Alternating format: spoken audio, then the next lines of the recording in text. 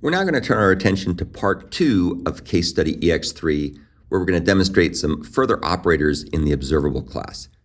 Part 2 of this case study shows how to use various Rx Java observable operators to create, reduce, multiply, and display big fraction objects asynchronously, and we're going to focus particularly on using the Rx Java flat map concurrency idiom.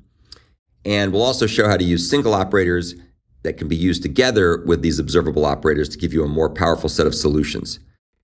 As always, you can find the implementation we're about to walk through in my GitHub repository in the ex3 project in the reactive observable folder. We're now back in my IntelliJ project for case study ex3. As before, we'll take a quick look at the ex3 file. This contains the main entry point into the test program, and this time we're going to focus on two other tasks under test, which are the test fraction multiplications method and the test fraction reduction multiplications method. And you'll see that as before, those are all registered together with the ones we looked at in part 1 of this video, and they're run asynchronously in the background, and then the main thread blocks waiting for the results to complete. So let's pick up where we left off. This is the test fractions multiplications method, and it's going to test the use of the asynchronous observable features involving the use of the Rx Java flat map concurrency idiom.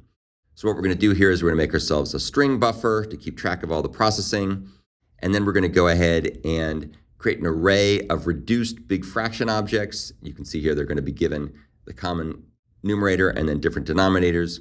We don't actually try to divide by 0 this time, so we won't have to deal with exception handling in these set of examples.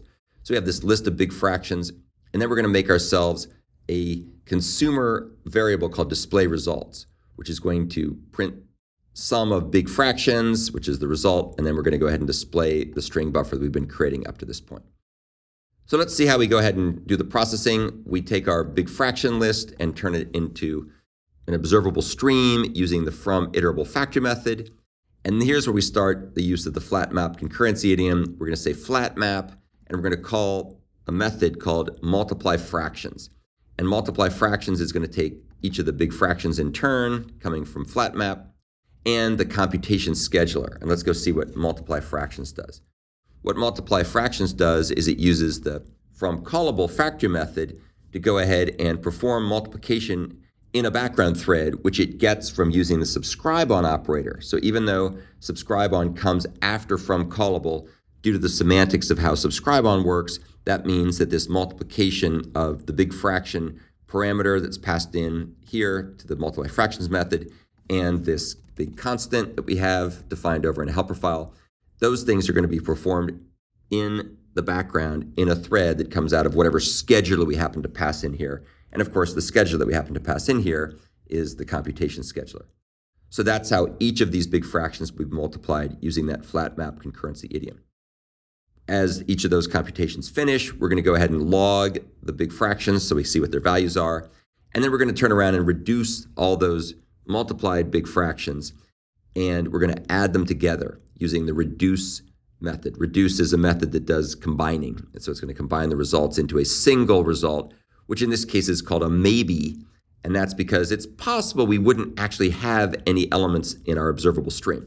In this case, of course, we do have the elements because we made them here in our list, but reduce has to be prepared for having a stream of 0 elements. So it returns something called a maybe. In this case, what we do with that maybe is we go ahead and print the result when all goes well, and then the final thing we do is we pass the completable that comes back from ignore element, and that is what's returned from this method. Here is the return value, and that's what the async task barrier framework uses to synchronize on the completion of this particular asynchronous task.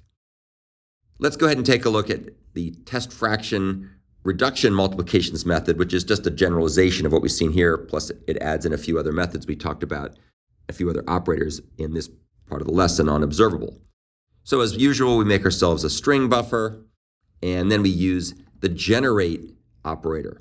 And if you recall, generate is a factor method that'll just keep emitting results until either it says it's on complete, either it says it signals there's an error, or in this case, where we're going to limit the results.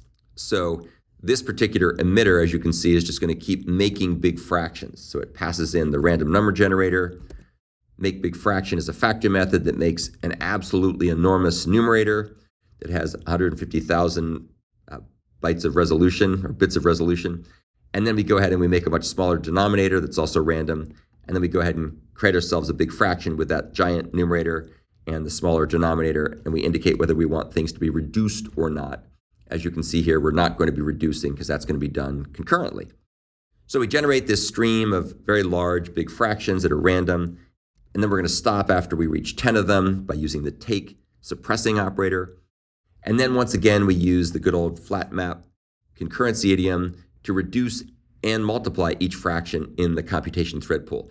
Previously, we'd just done a multiplication. Now we're doing a reduction and a multiplication. And you can see reduce and multiply fraction takes the unreduced fraction and the computation scheduler as parameters. And what it does is it uses the from callable factor method to do the reduction. That reduction will take place in the context of whatever scheduler we pass in, which in this case is the computation scheduler. And once again, subscribe on has the interesting semantics where observable from callable will also run in this background thread given by the scheduler.